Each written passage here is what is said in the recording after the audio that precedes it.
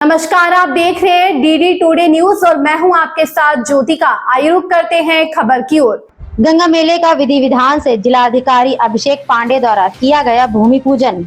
जनपद हापुड़ के गढ़गंगा में हर साल गंगा स्नान मेला कार्तिक माह में लगता है, जहां पर लाखों की तादाद में श्रद्धालु आते हैं। दूर दराज दिल्ली, हरियाणा, पंजाब, राजस्थान से भी आते हैं। अब की बार मेले में रास्ते की सुविधा में लाइट की सुविधा, गंगा घाट पर बैरिकेडिंग की सुविधा देने के लिए जिलाधिकारी अभिषेक पांडे ने कहा कि मेले में सभी दायित्व जिला पंचायत अध्यक्ष को दिए गए हैं।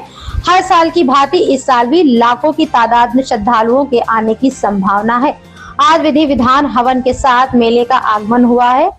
हवन के साथ भूमि पूजन भी किया गया। मौके पर सभी अधिकारीगण मौजूद रहे। आपको बता दें कि मेले का उद्घाटन माननीय योगी आदित्यनाथ के द्वारा किया गया था व राजकीय दर्जा भी मिला था। बता दें, इस मेले में सबसे बड़ा महत्व दीपदान का होता है। लाखों लोगों के द्वारा दीपदान किया जाता है। लोग अपने परिवार के साथ लेकर अंत में गंगा स्नान कर वापस लौटते हैं। हमारे प्रदेश के मुख्यमंत्री भी कई बार दौरा कर चुके हैं। देखिए, जैसा कि आप अवगत हैं, गढ़मुक्तेश्वर में दिवाली के बाद कार्तिक पूर्णिमा के अवसर पर एक बहुत बड़ा मेला आयोजित किया जाता है। गढ़ मेला 2025 के सफल आयोजन के लिए प्रार्थना करने के लिए आज यहाँ पर भूमि पूजन का कार्यक्रम था, जिसमें माननीय विधायक गढ़मुक्तेश्वर और जिला पंचायत की अध्यक्षा महोदया, क्योंकि जिला पंचायत इस मेले की कार्यदायी एजेंसी है, जिला पंचायत की देखरेख में मेला होता है, उनके साथ आज भूमि पूजन का कार्यक्रम किया गया, जिसमें क्षेत्र के अन्य सम्मानित गण भी मौजूद थे।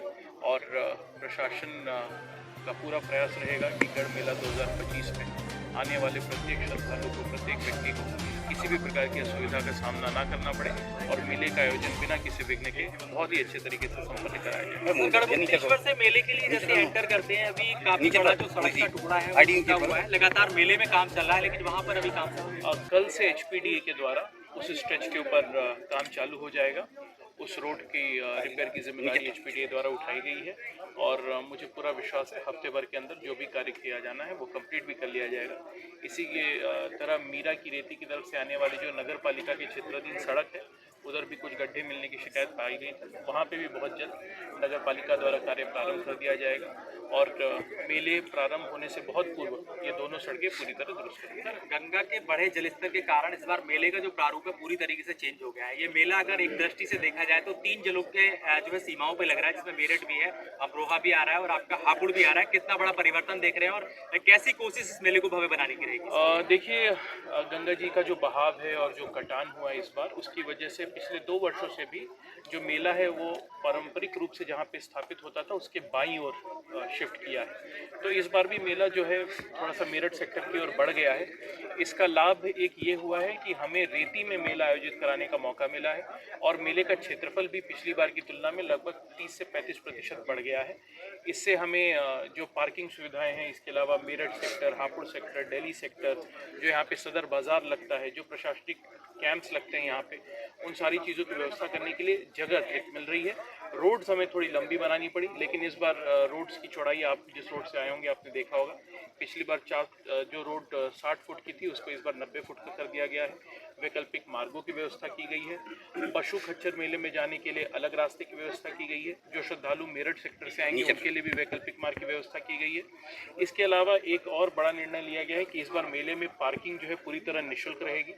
हर बार पार्किंग की वसूली को लेकर किसी न किसी प्रकार का विवाद होता था, तो मेले में पार्किंग की सुविधा सभी श्रद्धालुओं के लिए पूर्णतः निःशुल्क कर दी गई है।